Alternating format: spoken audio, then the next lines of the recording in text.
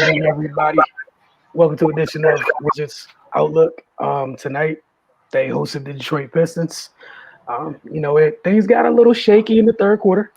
Washington, they kind of like deja vu. Things got kind of interesting. They're up by as many as 30. Somehow nearly lost a 30-point lead in just 12 minutes. And then, kind of rebounded and, ended up beating the mighty Detroit Pistons 106-92. But again, Cardell Dudley Jr., Raymond Lyons, Wilson Tarpe Jr. This is Wizards Outlook. As you see, Wizards overcome shaky third quarter.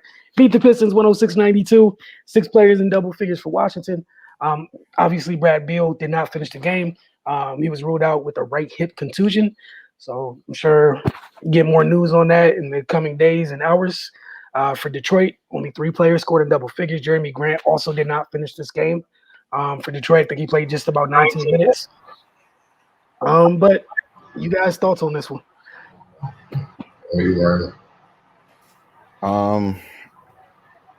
I'm just happy they didn't trick this one off, man. Like that would have been super disheartening. But it was a good debut for Gafford. You can already see the immediate impact. Like he comes in and he's already one of the most impactful bigs, because of what he brings to the table, his activity and his athleticism.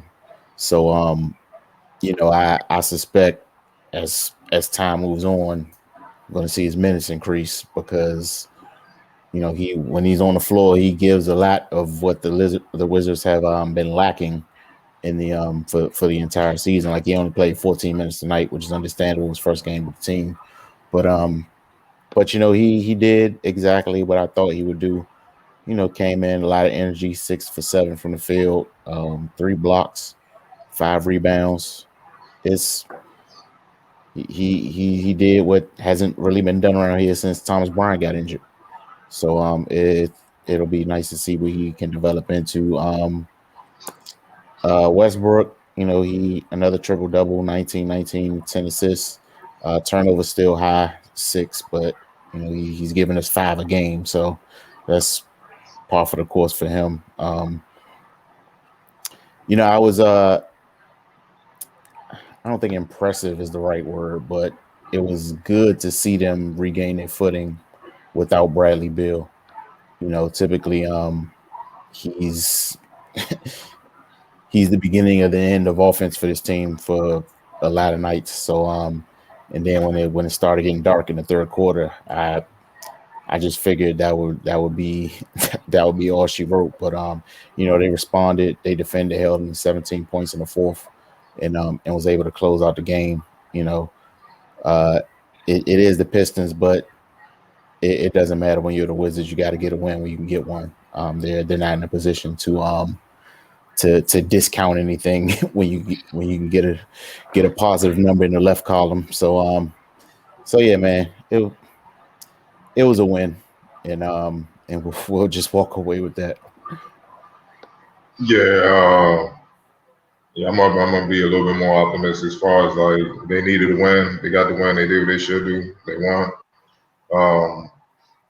I like the fact that Bill, when he was out, I like the fact that they got punched in the face. Let's call it what it is. They got punched in the face. They won their heels. Detroit looked like they was making them run to try to get the lead and hold on to it, try to win the game, and then they regrouped and won. So it shows they had some toughness, which we know. It's just about being consistent with it because in February when they got back in the mix, that's what they showed. They battled back. But like Raymond said, Daniel Gafford. I know a lot of people kind of saw that trade and just rolled their eyes, but I'm like, for what the Wizards need, he's a big pickup because his athleticism is needed. They're just not that athletic on their front line. And sometimes it looks like they're running in quicksand, moving up the floor. They can't get easy points. They can't get rebounds. But with him, you saw the impact he had right away with just a couple dunks and a couple blocks. The whole Detroit Pistons, their whole strategy had to change because of him. Pick and roll, with him rolling to the basket, it's what you going to do? Either leave Bill and Russ to turn the corner and score inside, or you going to stay with Gaff, or you going to trap them and let Gafford roll where he going to have a wide open lob, man. They decided, let Gafford beat us, and he did. He made his first 6 shots. Posted 13 and 5 on 6 and 7 and 12 minutes. But his athleticism is needed, man. You know what I'm saying? For Russ and Bill, I know they haven't had that, like you said, since TB. I know for Russ, honestly, it's probably like he probably feels like he's playing with Steven Adams again, doing because Mm-hmm. Gafford kind of do the same thing. He's not as strong as Adams, but Adams is not as athletic as he is, and whatnot. So that's all they need from Gafford: block shots, rebound, and dunk. That's all they need, and set good screens. And they got he is going to be good beneficial for him too because the Wizards have two guards that can get him the ball and make him a threat, and that's all you can ask for. I felt like their team defense outside the third quarter was outstanding. I mean, Detroit barely cracked 20 points in three of the quarters, and even though Detroit has a bad record for the most part, they're annoying. They're hard to put away, but they compete. They're just young and don't know how to win. So outside of the third quarter, they handle business, man. They only allowed 92 points for the game. I can't remember the last time the Wizards did that this season. So it is what it is. Detroit is an NBA team. You take the win, as Bill Russell said. The game's on the schedule. We got to play it. We might as well win it. So this is something they got to build on as they go on. Rui, I love, like we said, coming out of All-Star break, he has to emerge as the third option. I know people were trying to spoon feed Bertans to be there, but he's not that guy. He's a specialist. He can't do it consistently.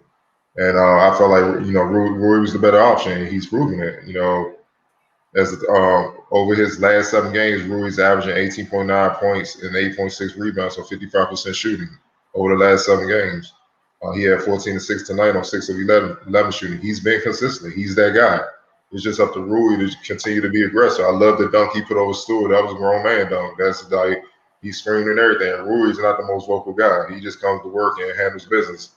So that was something extra, man. You know what I'm saying? And if he can be that third option with Bill and Russ, then they can pile up some wins to try to get back in that play-in mix and that battle for the AC. That's what their goal should be right now. So he has to continue to do that. Raul Neto, I felt like had a very productive game. We know about his great on-ball defense. He's probably their best on-ball defense because he's a bee to shake off you, man. Once he get locked into you, he stays with you, and you got to set a screen to get him off opposing guards. But 12 points off the bench for 20 minutes, he made some tough buckets, man. He could easily had more had a ref call foul, but it is what it is. Russell Westbrook, yeah, those 7 turnovers. Man, just get them Jones down to like 3, though. I'll live with the 3, though. That's all I'm asking. Then I won't even say no. I'll be like, look, man, he hooping. But 19 points and damn sure 19 rebounds. Shit. 10 assists. I ain't even tripping off the turnovers, man. Look, that means damn. 19 rebounds, though, like that's big time. He's putting forth the effort. You can't knock that, which is what Russ has always done. So that's why you live with the other shit, because the stuff he brings night in and night out, you don't always get that from everybody, man. That's a rare type of hustle. And so his performance, need to be noted because 19 to 10, that's not easy to get. Regardless of the 7 turnovers, he was a big part of the win. And here's another bright spot: the Wizards shot 42% from 3. I can't remember when the last time they did that. And went 9 for 9 from the line. I mean, look, it is what it is. I don't know where it came from. I don't know how, but they finally hit some shots from out there. So it's a miracle because they've been shooting like 28% for like 3 months. You know what I mean? They also scored 62 points in the paint. So that tells you the Gafford effect and Russell Bill attacking the basket, man. 62 points in the paint. So I'm loving how they adjusting, knowing they not shooting 3. It's funny how when you get easy baskets in the paint, it seems like the rim gets bigger. You start making shots from the outside. It's funny how they work. Instead of trying to make shots from the outside, hoping you will hit a few, and then maybe I'll drive. It's funny how they go. But 62 points in the paint was great. On a serious note, we got to monitor Brad Bill's injury. We may not think it's serious, but for him not to play, and with the grind that everybody in the league is on right now, that hip contusion, he fell pretty hard on that. I don't know. That could be something. That could be a pain as they try to make a playoff push for the rest of the season. So that's something to monitor. I know Bill's tough. He don't really miss games no more like he did early in his career, but hip is the hip. That's going to affect him, his lateral movement. That's going to affect him elevating for jumpers. So best believe they gonna give him, a nice ice bath tonight to get him back ready. So he ready to go. But you got to monitor that to see if he misses time, and if he does, how that would affect the Wizards moving forward. Mute, man, mute. I mean, I probably wasn't going to say anything worth hearing anyways, but don't really have that much to add. That third quarter was just disgusting to watch. But outside of that, it was one quarter out of four. You did end up getting the win. A win's a win, like you guys said. So I'm not going to be extra tonight. I know we got some comments to get into unless y'all had anything extra to add. I know they got a day off, and you got the Pacers. Which is going to be interesting just because Miles Turner, people don't pay too much attention to everyone in the league because, some networks don't scream, only scream about 3-4 people. But Miles Turner is hell to deal with on the defensive end. Going to be fun watching them deal with Indiana. He's not the only big they got over there. So that should be fun. Then after that, I think they got the Hornets the next night. It's a back-to-back, all of which are at home, I believe. So we'll see how that goes. And like Cardell said, especially with keep you guys updated as we hear anything on Beal. Him being out is obviously significant. It's going to be for an extended period of time. But yeah, look, I was listening to the broadcast. We're watching the game. And someone up there said something about, this could have been seen as a trap game. I'm like, if you like umpteenth game under 500, how dare you call anything a trap game?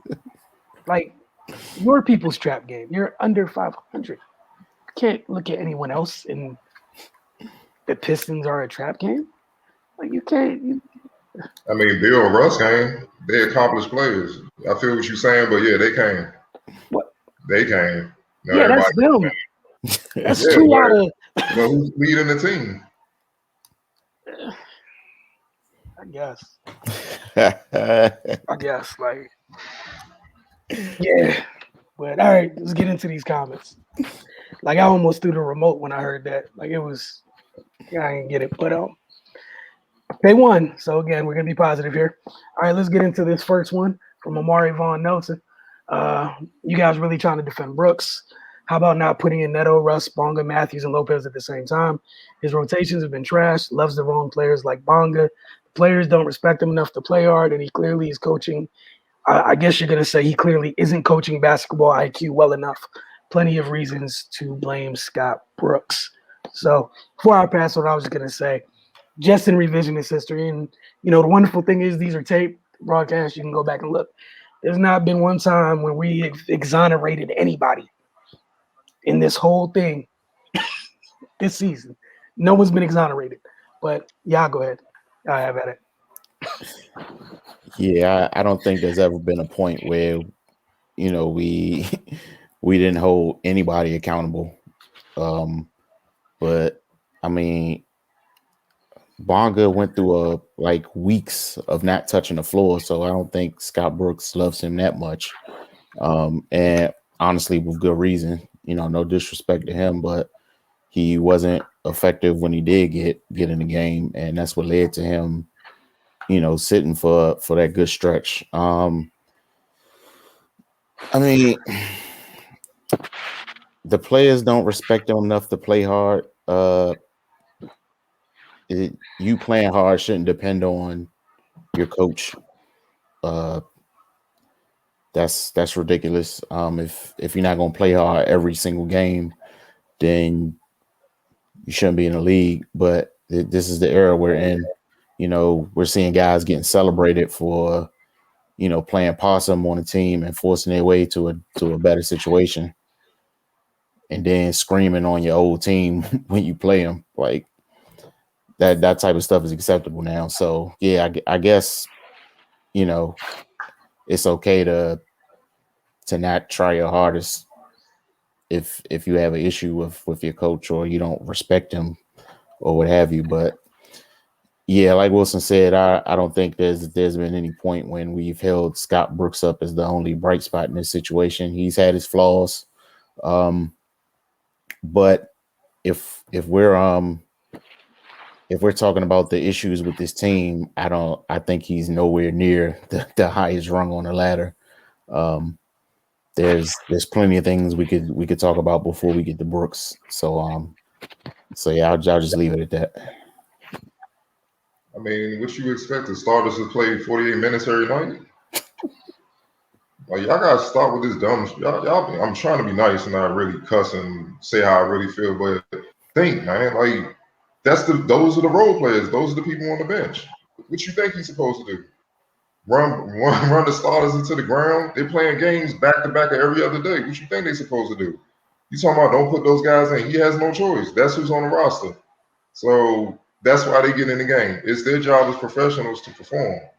You see what I'm saying? So he's mixing up the lineups, trying to keep building. Maybe early in the second, come in with Russ, or late down the second half of the second. He's trying to work miracles with the lineup he has. They are not the most talented team, clearly. So what do you want him to do? Like, I'm tired of people always easily blaming the coaches for every little thing. These dudes, the players in the league, will hoot and holler when they successful, when they win and stuff like that, call themselves MVP and all that when things are going well. But when shit goes to hell, it's everybody else. So let's stop this, man. And which is what Russ has said early in the early year. It's not his schemes. It's them. They have to play better. So what are we talking about here?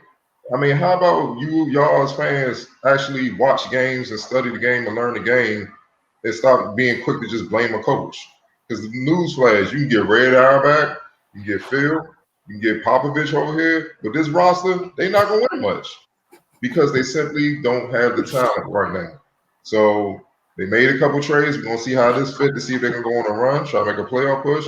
And that's all. That's the best you can hope for right now. Ain't no more being optimistic and all that. But all this dumb stuff, just focusing on Scott Brooks. There's no coach that's gonna come to him and make him work a miracle and get these dudes up to like the number one seed or something. Like, let's be for real, man. Look, did you just see what the Nets just did? All right, come on. Let's be real.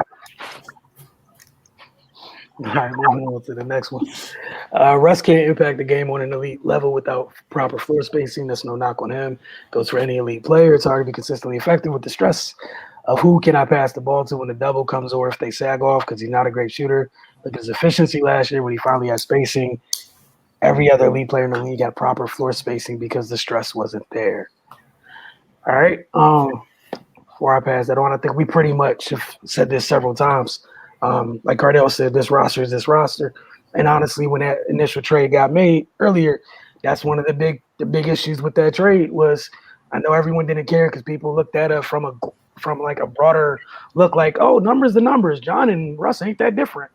Well, look, here we are. Really different. You can't, they swapped out two pieces, right? Those two pieces aren't nearly as close, as similar as you think. And you didn't swap out the rest of the roster. So once you swap the point guard, you would have to swap the roster to fit the point guard you brought in almost to a degree. And you don't have that. Like you said, like we've said countless times. Yeah, ideally you would love to have shooters surrounding Russ. But ideally, if you ain't do what you did to begin with, you had somebody who made stuff very, very easy for other people his whole career. But you're here now. So Put the ball back up. I got it. There you go.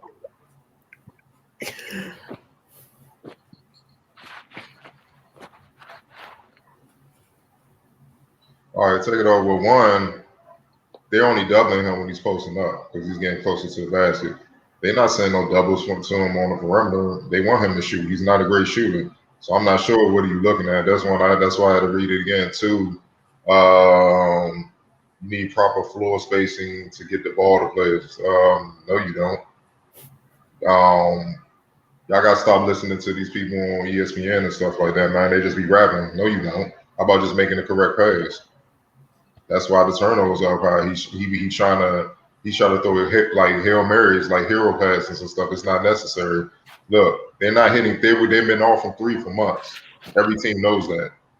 So there isn't going to be proper spacing. You pay the guy $80 million to spread the floor. He's not hitting threes. He's not even in the game right now. He's hurt. Okay.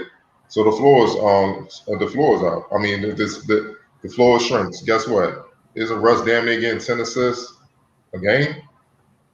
Okay, so he's finding ways to give people the ball so they can score, right?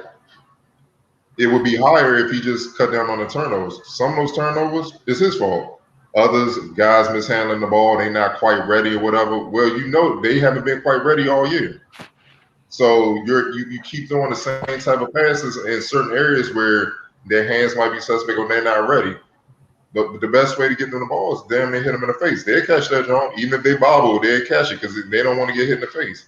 Sometimes you have to adjust. And Russ is the type where throughout his career, the main thing is that the main knock on is he don't adjust.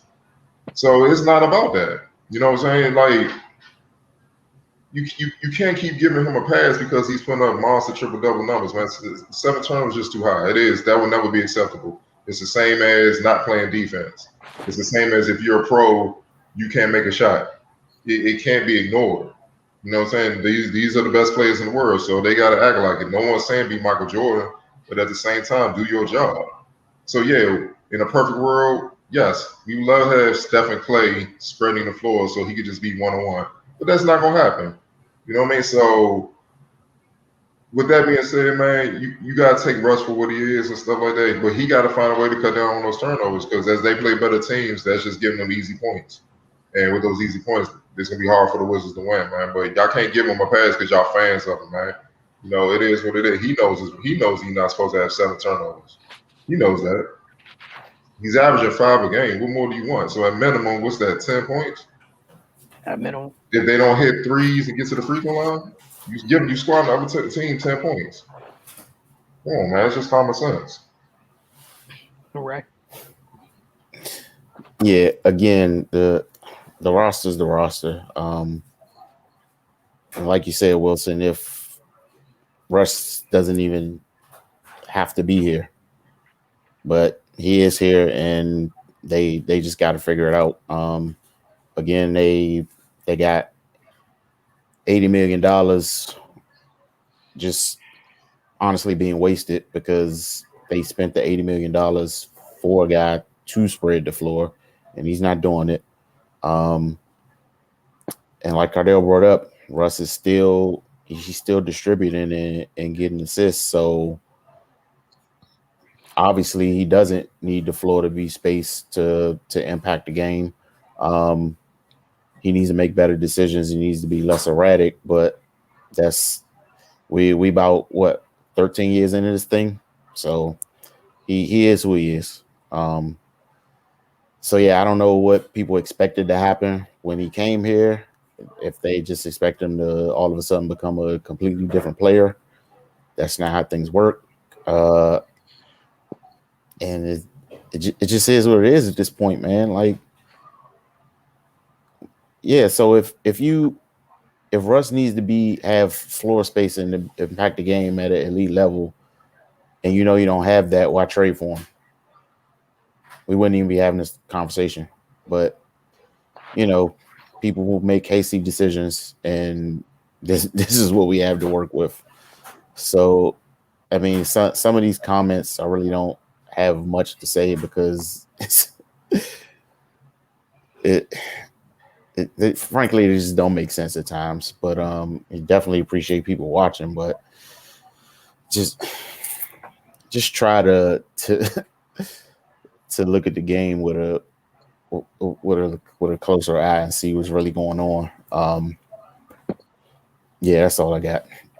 Yeah, and like that's the thing. Like I get being a fan or whatever, but like he's been the same dude for however many years, as Cardell just said. It's just been different levels of the same dude in terms of the peaks, right? When it's good, it's good. But essentially, even at his peak, like he's still turning the ball over at times or whatever. Like it is what it is. Him and Brad, they got the ball a lot, and both of them have been this year as a unit. I want to make sure I can say this so y'all can hear it. As a unit, I'm not singling out one from the other. They turnover machines this year. The longer they both have the ball, the more likely something bad happens. And like Cardell said, yeah, it'd be one thing. Like if he would adjust, make things a little bit easier. You have the people on the team that can pass, but you got to come off that thing sometimes so they can pass. And I can't tell you what to come off. You're grown. There's a decision that are being made. Like Cardell said, sometimes it's simple as decision making. But even if you like a player a lot, man, you gotta be able to hold them accountable. And that's all it is. Just hold them accountable. And I don't know how I could find a way to go K for anybody. Starting the ball over 7 times. Like, and just for me to just block that out, like it's gonna be okay. That hurts just saying 7 times. Saying you average 5 of them hurt. And that's the number that's the number that you don't want going up. And it's going up. Like it's not okay. All right. We're getting through these. All right, this is a lot. Washington, shout out to Zoe. Washington should trade Bill and Russ and start rebuilding around Rui. Rui has only played 80 games, already improved his threes and defense, which was his issue his rookie season. Also, he's averaging 20 points, 8 rebounds from the last 7 to 8 games, which he started getting the ball more. Rui's definitely going to be an all-star if he gains more confidence as a scorer, improves his ball handling, and add tricks like Euro stepping while finishing. There's still a lot to improve on, but he's a quick learner, so he'll handle those tasks easily. Also, we need to let Denny play more if we're rebuilding. There's only a few more games which he gets to play with Brad and Russ, and he needs to learn from those guys on the court more. Denny's not playing well recently, like defending without fouling and missing, a couple easy shots, but those mistakes are fixable. I'm sorry. He has an high IQ, handles the ball well, and has the confidence to attack the rim. If we keep Rui and Denny improving, we'll be a decent team to compete in the playoffs. Sorry. I was just trying to decode that last part in the playoffs. All right, so you guys want to tackle this one? No, go ahead, Ray. Go ahead, Carter. Hell yeah! Like what? Y'all really need to get your eyes checked, man. I can't. Oh boy! Oh man, they're not. They just. What are you talking about? They're not gonna let Rui rock out right now. He ain't proved he's ready for that yet. What are you talking about? He ain't proved he's just starting to prove he's a capable third option. No, they're not going to hand the keys to the franchise to him over Bill and Russell Westbrook. That's a perennial all-star leading scorer and a former MVP. All NBA guys. He ain't made nothing yet. What are you talking about? It makes no sense, man. And then he's a rookie. He's struggling because he's learning the NBA.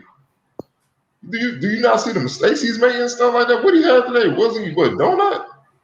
What, yeah, like 4 today or something? Yeah, 2 or 4. That's my point, man. Come on now. He's a rookie. You can't put that all on him yet. And you talking about all the tricks, add tricks like Euro stepping. Yeah, we see a lot of fools Euro stepping their ass to a charge, turnover, travel, all that. What are you talking about? Like, oh, man. Go ahead, Ray. No, I'm not done yet. No, I'm not done yet. When I'm done, I'll let you know. Look, man. Watch the games, man. Seriously. Watch the games with an objective eye. Objective means you don't have any bias towards any player, anything. Just watch the games. It will tell you all you need to know. We also on these YouTube, we put the damn pressers from these players on there, the coaches. Watch those two so you can get an understanding of what's going on. Not ESPN analysis and talk show analysis. People that are actually involved with the team, that make the decisions, hear what they have to say. Forget what you want to hear and want to see. They're telling you actually what's going on. Listen to that. Watch the games. It will all start to make sense. Trust me. There's no way in hell you will just give the keys to the franchise to Rui at this stage. He has potential. He can one day get there. He's building towards that, but he's not there now. Over a guy leading the league in scoring and a guy that's, even though he's turned the ball over at a high rate, the boy's getting a triple-double every damn night. And they're not a weak triple-double like 10, 10, and 9, 10, 10, and 10 or something like that. He's getting damn near 20 rebounds as a point guard. And he's not even the same explosive athlete he once was. You cannot, that's high-level production, man. He's not giving that. Then he's not even ready to be an option. They just put him out there to help him get reps and so he can one day be an impactful player. But he's being a typical rookie. He's up and down. I mean, come on, man. Y'all are killing me with this. What are y'all really watching, man? Y'all gotta do better than this, man, because y'all just be reaching. What is it, Zoe? Come on, man. Zoe, you gotta do better than this, man. This ain't even. Come on, dog. Come on, make sense next time. Go ahead, man. I mean, if the first thing you say about a player is if he gains more confidence, then the plan shouldn't be to put him in charge of everything. Like Cardell said, he's just at the beginning stages of solidifying his role as the third guy. So what makes you think they will be better off making him the number one guy? And yeah, and then he just he's figuring it out or trying to at least. Yeah, he doesn't. I don't know. I don't even know how to respond to this, to be perfectly honest, man, because it really doesn't make sense. You know, why would you give him more opportunities to cause more damage than he's already doing? You know, of course, yeah, he needs his reps. He was their first round pick. He gonna get some playing time, but you get out there. If it's not going well, then you got to come back and sit down, man. Like that's just what it is. And it's definitely hurting him without having a normal normal practice routine and things like that. But yeah, man, we got to be a little more logical without train of thought here. No, they should not trade Bill and Russ. They probably can't trade for Russ because of his contract, and they're not going to trade. They're not going to go from trading a franchise player to trading a franchise player again. Like nobody's ever going to do that, unless he demands it or something like that. So, yeah, man, we got to leave the GM mode on 2K out of this. That's what it is. Thank you. Because it's just if they listen to some of y'all, they'd be worse than what they are.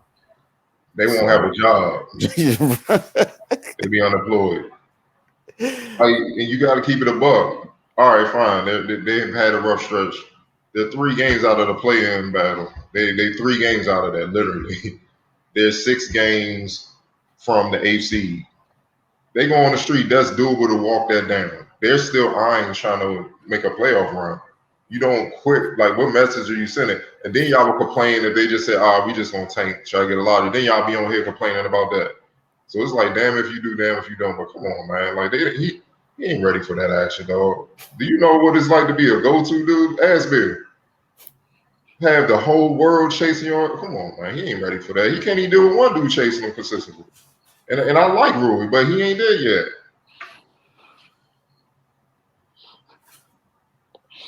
My bad. I was just laughing. I needed that to stay up for a little bit. But yeah, you shouldn't wish that on them young boys. They both at least 2 to 3 years away from that. Y'all want stuff too quickly. Especially when it's just what Cardell and Ray said. Let me put this next one up. It's the same story night after night, turnovers from the star backcourt, free throws and defense. I don't think it will change. This has become the norm. Hey, Eric, guess what? I don't disagree. So takes me out of this. Cardell and Ray. They won tonight. Great. Go ahead, Ryan. Yeah. For a lot of games, this is what happens. But like Cardell said, it didn't happen tonight. And they've shown that they can, that this doesn't have to be normal for them. Right. So, what have you. Hopefully they get back on track in some respect. All right. Last but not least, Maury Vaughn Nelson. Again, love the John Wall analysis. Truly appreciate you, sir. Appreciate you all for tuning in. Got a night off from y'all as far as Wizards go. Tomorrow we'll be back. For Within the Madness, both the men's and women's edition, because NCAA tournament games are still going on. So unless Ray or Cardell has anything else, y'all have a good night.